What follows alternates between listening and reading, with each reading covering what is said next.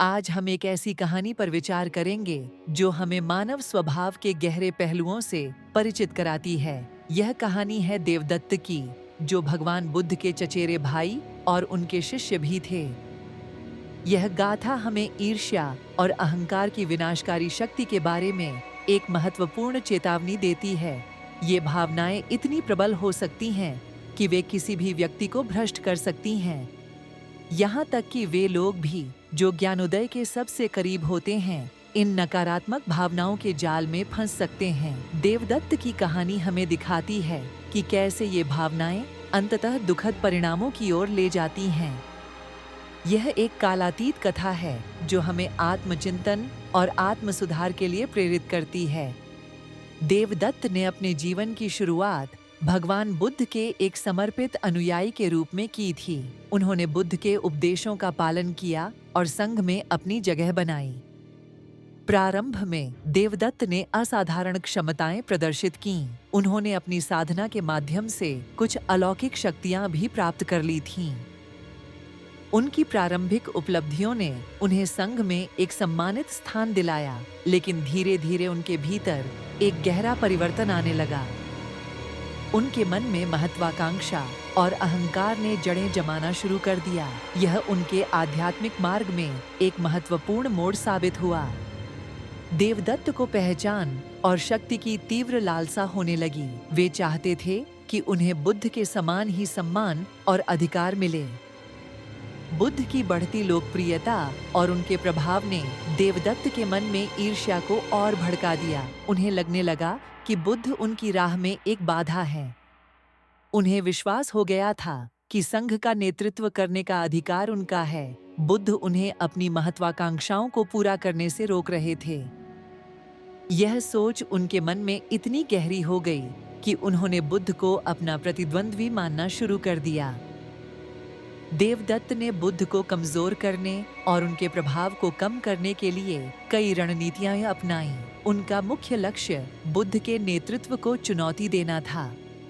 उनका पहला सीधा प्रयास बुद्ध को संघ का नेतृत्व सौंपने के लिए राजी करना था। उन्होंने बुद्ध से कहा कि अब उन्हें संघ का भार उन्हें सौंप देना चाहिए। लेकिन बुद्ध ने देवदत्त के चरित्र में निहित दोषों को पहचान लिया था। उन्होंने देवदत्त के अनुरोध को दृढ़ता से अस्वीकार कर दिया। बुद्ध जानते थे कि देवदत्त की महत्वाकांक्षाएं संघ के लिए हानिकारक साबित होंगी। इस अस्वीकृति ने देवदत्त की ईर्ष्या को और बढ़ा दिया। इसके बाद देवदत्त ने अपने प्रयासों को और तेज कर दिया। उन्होंने कई बार बुद्ध की हत्या करने का प्रयास किया। एक बार उन्होंने हथियारों को काम पर रखा ताकि वे बुद्ध को मार सकें, लेकिन उनके सभी प्रयास विफल रहे। एक अन्य अवसर पर उन्होंने एक मदमस्त हाथी का उपयोग किया। उन्होंने सोचा कि हाथी बुद्ध को कुचल देगा, लेकिन बुद्ध अपनी करुणा और आध्यात्मिक शक्ति के कारण सुरक्षित रहे। हाथी उनके सामने शांत हो गया। बुद्ध की अविचल करुणा और आध्यात्मिक शक्ति ने उन्हें हर खतरे से बचाया। देवदत्त के सभी षड्यंत्र विफल होते रहे। बुद्ध को शारीरिक रूप से नुकसान पहुंचाने में विफल रहने के बाद देवदत्त ने अपनी रणनीति बदल दी। अब उन्होंने संघ के भीतर फूट डालने का प्रयास किया। उनकी नई रणनीति संघ के सदस्यों को विभाजित करना था। वे बुद्ध के अनुयायियों को अपने पक्ष में करना चाहते थे। उन्होंने संघ के लिए कुछ कठोर नियम और अभ्यास प्रस्तावित किए। उनका मानना था कि ये नियम बुद्ध के नियमों से बेहतर थे। देवदत्त को उम्मीद थी कि इन कठोर नियमों से वे अनुयायियों को आकर्षित कर पाएंगे। वे बुद्ध की शिक्षाओं को बदनाम करना चाहते थे। उनके प्रयासों के परिणाम स्वरूप वे कुछ अनुयायियों को अपने साथ जोड़ने में सफल रहे। उन्होंने एक छोटा सा गुट बना लिया, लेकिन उनके ये प्रयास व्यापक समर्थन हासिल करने में विफल रहे। अधिकांश भिक्षु बुद्ध के प्रति वफादार रहे। देवदत्त का यह प्रयास भी अंततः असफल रहा। संघ की एकता बनी रही और बुद्ध का प्रभाव कम नहीं हुआ। यह घटना देवदत्त के अहंकार और ईर्ष्या की पराकाष्ठा को दर्शाती है।